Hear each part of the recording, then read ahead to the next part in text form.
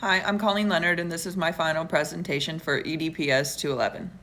I'm going to walk you through the proposed Empowering Families in Special Education Act, or Senate Bill 745, and share why this policy matters, who it impacts, and how it connects to my values as a future educator. Senate Bill 745 was introduced on February 26, 2025, and focuses on improving how families participate in the IEP process. It requires schools to give written notice before meetings and lets parents bring service providers who know their child best. This helps build trust between families and schools, makes collaboration under IDEA stronger, and ensures everyone is better prepared. This bill was sponsored by Senator Maggie Hassan from New Hampshire, who has been a longtime advocate for disability rights as her son has cerebral palsy.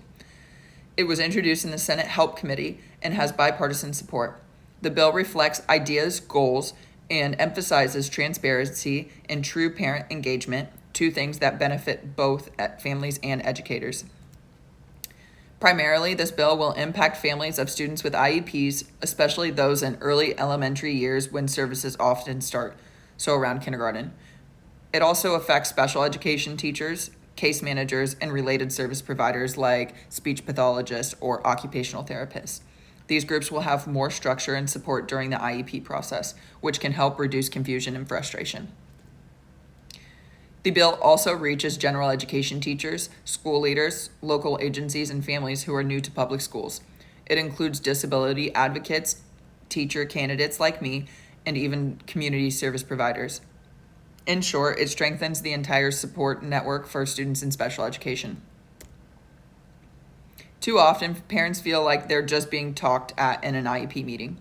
This bill gives them more time to prepare, more say in the process, and the right to bring someone they trust. That kind of support leads to stronger collaboration, builds long-term trust, and opens the door for early intervention when it matters most. IDEA guarantees that families must be a part of the process, and Senate Bill 745 helps fulfill that promise. Written notice supports informed decisions.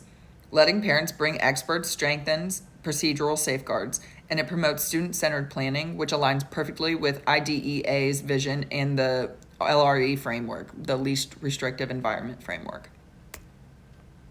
When families are involved, outcomes improve. Plans are more tailored. Miscommunication drops. Students are better supported in general education classrooms. This also helps identify needs early, improves inclusion, and builds a culture where families feel like true partners in their child's success.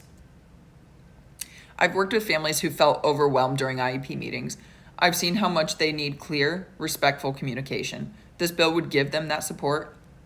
As a future teacher, I plan to advocate for inclusive classrooms and strong partnerships with families, and policy changes like this make that possible. Some critics worry the meetings will get too crowded or that parent experts might overstep.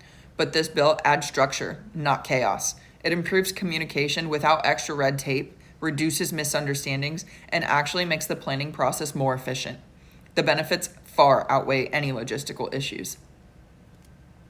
If you want to support this bill, reach out to Senator Maggie Hassan or the Senate Help Committee. You can also contact your local representatives or advocacy groups like the Council for Exceptional Children. Public support is what moves bills like this forward. These are the references I used for this presentation and my research on this bill. Thank you for listening. I hope you see why I believe in this bill and how it can support students, families, and teachers.